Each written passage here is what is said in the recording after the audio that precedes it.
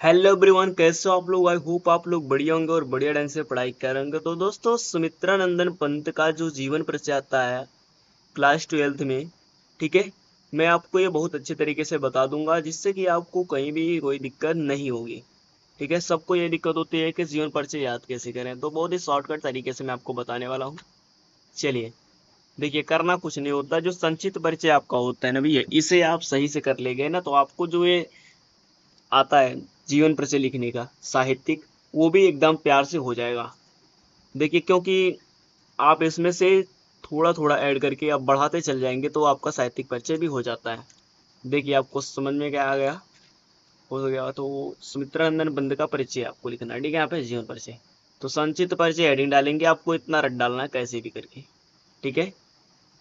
मैं इसलिए बोल रहा हूँ रटना, क्योंकि आपको ये आना चाहिए, नहीं तो आप नहीं लिख पाएंगे। देखिए, जन्म क्या है भैया इनका, सन 1900 ईस्वी को हुआ था। किसका, सुमित्रा नंदन पंत का। स्थान क्या है, कौसानी में हुआ था। ऐसे याद करना है, जन्म 1900 हुआ, कौसानी में इनकी स्थान था जहाँ पे हुए थे, और इनके बचपन का नाम गुसाई दत्त था, इनके पिता का नाम पंडित गंगादत्त पंत था। ठीक है, ऐसे याद करना है। और इनके जो संपादन है, रूपाप संपादन है। भाषा क्या है इनकी, संस्कृत निष्ठ खड़ी बोली है। ठीक है। शैली क्या है इनकी, छायावादी काव्य शैलियां हैं। प्रमुख रचनाएं, युगवाणी, लोकनायक, ठीक है, चितंबरा, स्वर्ण किरण, उत्तरा, अंतिमा।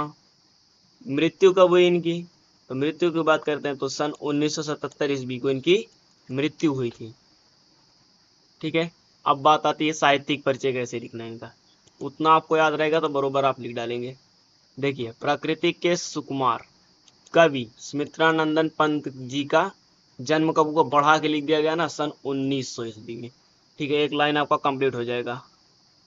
कहाँ हुआ था, अल्मोड़ा के निकट कौसानी नामक ग्राम में हुआ था। अब सबको पता है भैया ग्राम में होगा, बस बढ़ा चढ़ा के लिखते चले जाएंगे आप। पिताजी का नाम क्या था इनके, गंगादत्त पंत था। पिता का क्या नाम था, गंगादत्त पंत था। आप ये लिख सकते हैं यहाँ पे और बढ़ा के, सुमित्रानंदन पंत जी के पिताजी का नाम श्री गंगादत्त पंत था। एक लाइन हो जाएगा ये भी। ठीक है। तो प्रारंभिक शिक्षा अल्मोड़ा, लेकिन हमें एग्जाम में टाइम को भी ध्यान देना होता है। ठीक है। कहाँ पे उनकी प्रारंभिक शिक्षा, अल्मोड़ा में हुई। बचपन का नाम गुसाई दत्त था। ठीक है, इतना आपको वहीं से मिल गया था। तो सुमित्रानंदन पंत जी की प्रथम कविता जो है वो गिरिजे का घंटा, ठीक है, 1916 ईस्वी में प्रकाशित हुई। तत्पश्चात इनकी रचनाएं छायावाद एवं ग्रंथि सन 1920 ईस्वी में परीक्षित हुई या प्रकाशित हुई। साथ ही सन 1927 में वीणा 1928 ईस्वी में हुई। ठीक है, 4 डेट ये भी याद रखना है आपको। पल्लव नामक कविता संग्रह प्रकाशित हुई, कुछ दिन कालांतर में ठहरे। देखिए, यदि आपको दो ही याद हैं इनकी जो रचनाएं हैं प्रकाशित हुई हैं तो वो भी बहुत है। ठीक है। और यहाँ पे देखते हैं अब हम, ये देखिए आपको भैया थोड़ा सा और लिखना होगा। पुनः प्रयास आकर, सॉरी, पुनः प्रयाग आकर, मतलब प्रयाग में गए और रूपाब नामक कविता का संपादन किया। ठीक है।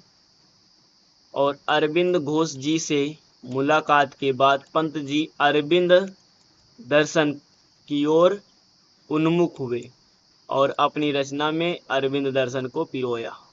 ठीक है। कालाबंद, कालाबंद जो है ये चांद और, मतलब कालाबंद जो था वो उसके और चांद, ठीक है, पर साहित्य अकादमी पुरस्कार लोकनायतन पर शोभित किया। ठीक है। बात करेंगे भूमि नेहरू पुरस्कार एवं चितंबरा नामक प्रकृति पर भी इन्होंने क्या किया, ज्ञानपीठ प्राप्त किया। इनको पुरस्कार भी मिला था। हिंदी माता की सेवा करते करते या आ करते, यहाँ पे ये आ हटेगा यहाँ पे, ठीक है, इसको हम रिप्लेस करेंगे सिर्फ करते हुए। हिंदी का यह अमर पुत्र 1977 ईस्वी में पंचतत्व में लीन हो गया। यानी कि हमारे सुमित्रानंदन पंत जी का जो मृत्यु हुई थी वो हुई थी 1977 ईस्वी में। इनकी प्रमुख रचनाएं हम हेडिंग डाल के लिख देंगे। हेडिंग टू हेडिंग लिखते हैं तो बहुत ही बेटर होता है। प्रमुख रचनाएं, ठीक है, लोकायतन, वीणा, और पल्लव, गुंजन, ठीक है। और अन्य स्वर्णधूल हैं, इनकी अन्य जो रचनाएं हैं, स्वर्णधूल, स्वर्ण किरण, उत्तरा युगपंथ, अंतिमा, युगांत, युगवाणी और ग्राम्य आदि इनकी रचनाएं हैं। तो ऐसा आपको लिखना है तो एग्जामिनर आपका एक भी नंबर नहीं काट पाएगा, ठीक है। चलिए मिलते हैं आपको हम नेक्स्ट वीडियो।